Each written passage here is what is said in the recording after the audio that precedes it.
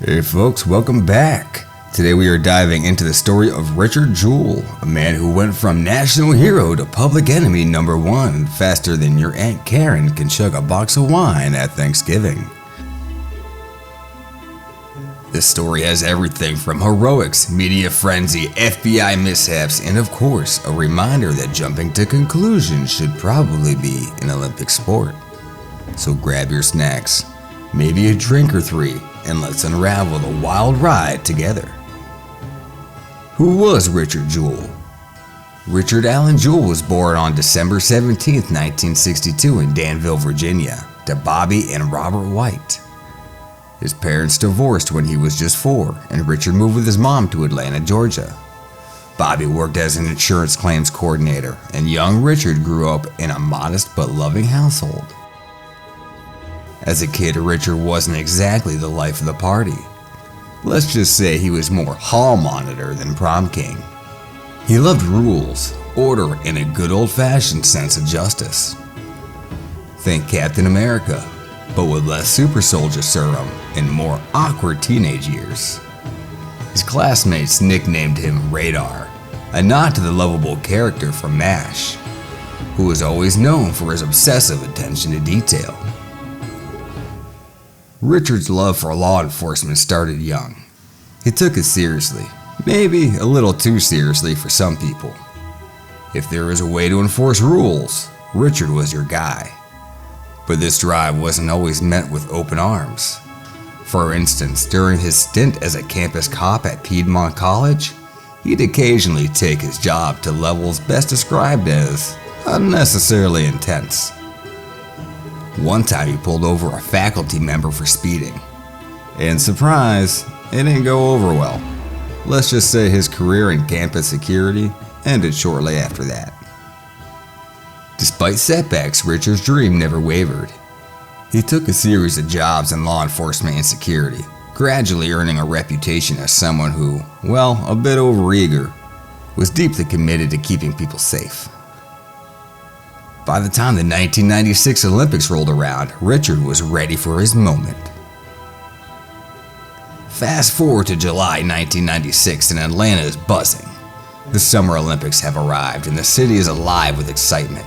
Richard Jewell had landed a job as a security guard at AT&T for Centennial Olympic Park, a prime location where concerts, gatherings, and Olympic celebrations were in full swing. For Richard, this was a dream come true. He wasn't just a security guard, he was a part of history. On the night of July 27th, the park was packed. The band Jack Mack and the Heart Attack was performing, and the vibe was electric. Thousands of people were enjoying the festivities, unaware that chaos was lurking just around the corner. Jewell, ever the vigilant watchdog, noticed a suspicious green backpack sitting unattended under a bench near the sound tower. While some might have shrugged it off, maybe someone forgot it. Maybe it's just full of snacks. Jewell didn't take any chances. He alerted law enforcement and helped initiate an evacuation of the area.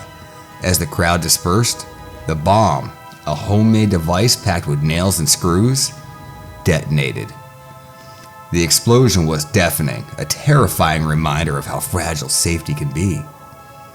2 people lost their lives, over 100 were injured, but thanks to Jewell's actions on that day, the casualties were significantly reduced. For a brief moment, Richard Jewell was a hero. He was hailed as a man who had saved countless lives. But if this were a movie, this is where the ominous music would start to play. Enter the FBI and the media, stage left, carrying pitchforks and assumptions. The FBI, under immense pressure to find the perpetrator, turned their gaze towards Richard Jewell. Why? Well, he fit a convenient profile. Single, middle-aged, lived with his mom, loved law enforcement. Basically, if you've ever seen a cop drama, he ticked all the boxes for a wannabe hero turned bomber. The media caught wind of this and ran with it like a pack of hyenas chasing a steak.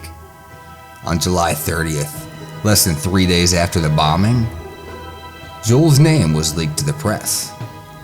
overnight, he went from being celebrated as a hero to being crucified as a suspect.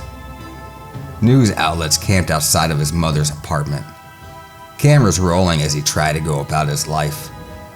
Late-night comedians had a field day at his expense. It was a public spectacle of humiliation. And let's not forget the FBI's brilliant interrogation strategy. They invited Jewell to their office under the guise of making a training video, which was actually a covert attempt to get him to confess.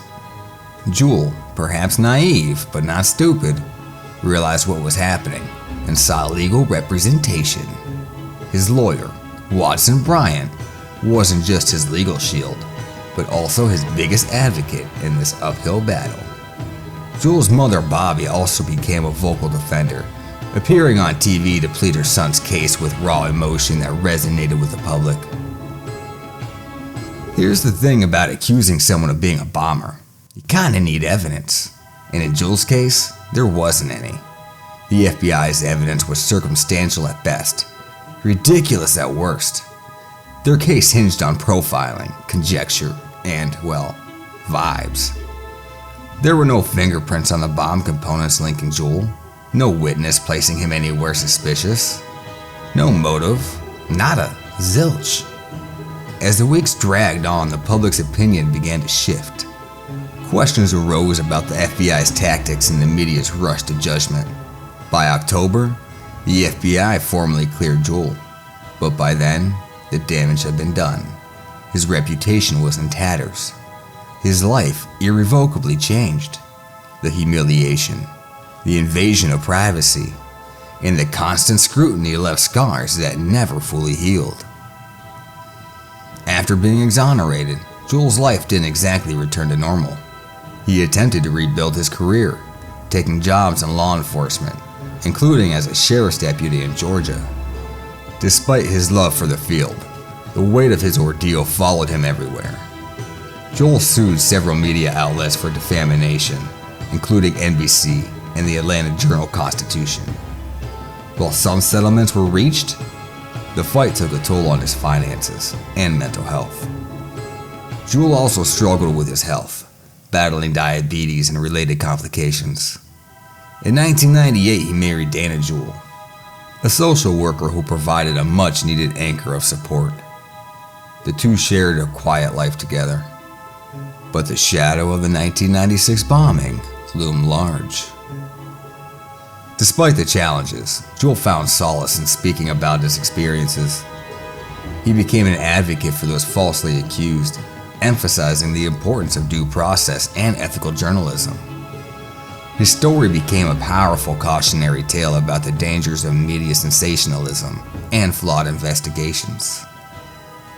The story doesn't just end there. In 2003, Eric Rudolph, a domestic terrorist responsible for multiple bombings, was arrested and confessed to the 1996 Olympic bombing.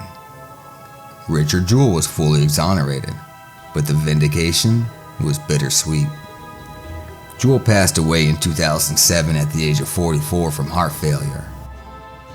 Though his life was tragically cut short, his legacy remains a powerful reminder of the human cost of rushing to judgment. Clint Eastwood's 2019 film, Richard Jewell, helped cement his story in the public consciousness, ensuring that his heroism and unfair persecution would not be forgotten. So what can we learn from the Richard Jewell story? First, maybe don't base an entire investigation on a stereotype and gut feelings. Second, the media should probably think twice before destroying someone's life for clicks and ratings. And the third, let's all take a deep breath before jumping to conclusions. So there you have it, folks, the tale of Richard Jewell, a man who deserved better, whose heroism was overshadowed by sensationalism, and whose story reminds us that the truth always matters, even if it takes a little longer to uncover. Thanks for sticking around for this deep dive, and don't forget to like, comment, and subscribe for more stories that will make you laugh, cry, and maybe scream at your screen. See you next time.